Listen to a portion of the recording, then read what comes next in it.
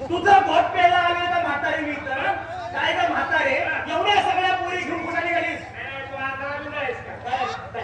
ते माते पुरीच्या डोक्यावर त्या तिकडून आम्ही आलो माठ घेऊन. म्हणजे माठ घेऊन तुम्ही कुठे जाणार? आम्ही निघालो खानापूरला. खानापूर? आता कुठे घेऊन निघाला? मथुरेच्या वादाला. म्हणजे तुम्ही मथुरेला निघालाय? तुम्ही माझा हुकूम घेतला?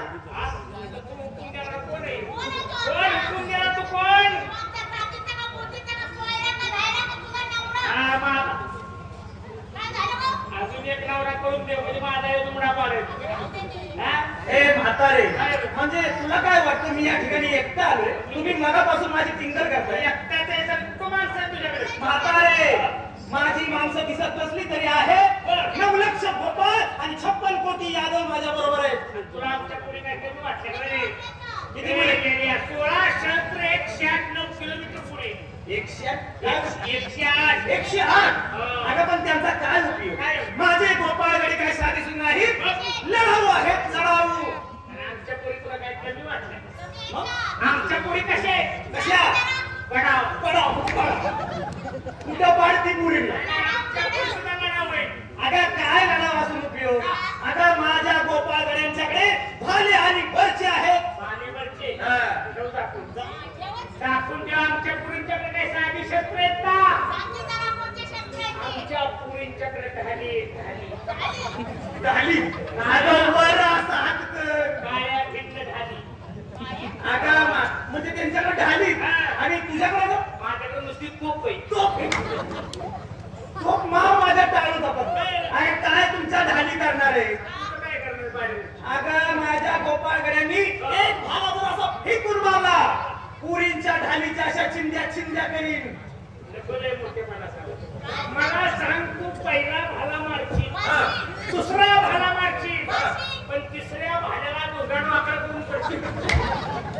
एवढा तुमच्या ढालीत जोर आहे. मग अगं म्हातारे माझ्या गोपाळगड्यांना लढायचा अनुभव आहे. तुम्हाला आहे? लय अनुभव बाबा लढायचा. काय लढाया करून करून कुचामले मी तर. तू चांगली लढाया करून अगं म्हातारे आमची लढाई किती मोठी. कुरुक्षेत्रावर मोठ्या पटांगणामध्ये आम्ही लढाया करतो. आम्ही पटांगणात नाही, मग अडचणीत. अडचणीमध्ये कुठं कुठं ना? उसात येण्या बाबडीत जिथं अडचण तिथं आमचं युद्ध. आता पण म्हातारे अडचणीमध्ये तू कशी युद्ध करणार? त्यांनी मी गावा माझ्या शत्रू अंगाव घ्यायचा. आगाव घ्यायचा. कळलं पाहिजे त्याला कुठं काय चाललंय ते. होय मग एखाद्याशी गनिमी काव्याची लढाई मला सांगितली नाही बरं होईल. बाबा तुला सांगायचं 200 शत्रू एकदा आमच्यावर चाल करून आले. 200 कुठं आले तर मग? हे काय फाट्या होय इकडून मुंबू शिकडून येडी बाबळ मध्ये नदी आणि 200 शत्रू अंगाव हो आगाव आले. अंगावर आले. पुढलं 50 शिकडून 50 शिकडून 50 आणि मागलं 50.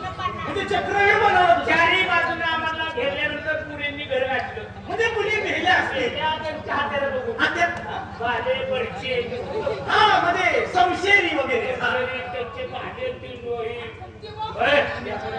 काय बाबा बुद्धी तिचं नाव मारू नको. लय वार बेकार होते. म्हणजे दिसत नाही. बरोबर दिसत नाही. एवढी मुक्ती काढल्यावर काय तुम्ही काय करते? नाही बरोबर आहे. मेल्या असतील मुली त्यांना सवय नसेल. मी नाही मेले. मग गेले पुढे धावून म्हणजे त्यांच्या अंगावर गेलीस. आव्हान केलं ना आव्हान. आव्हान केलंस कसं? अरे या ए म्हातारे अगं तू आव्हान करते का? शत्रू बोलावती जवळ शत्रू अंगावरून कापायचा. कापायचा. बर पण मी डोक्यात आलो. काय ग? पहिल्यांदा मी मागचे 50 मोकळे केले.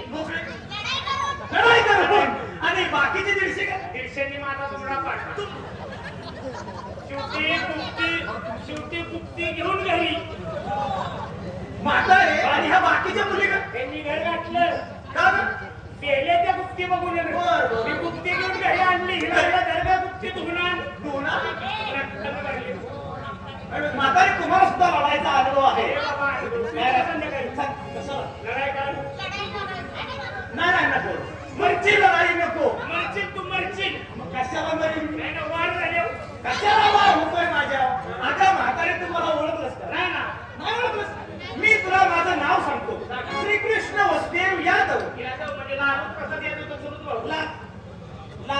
कुठला काढला काळा करला केस विकल्याला अगं तो नाही म्हातारे गोकुळात राज्य करणारा नंद राजा त्या नंद राजाला 2 मुलं थोरला बळी आणि धाकटा तो श्रीकृष्ण आज साक्षात तुमच्या समोर उभा आहे दर्शन घ्या कोण आहे का?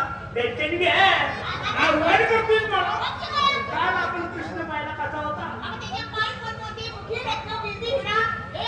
अगं हे अलंकार आता ह्या युगामध्ये मी वापरू शकत नाही तुला माहित नाही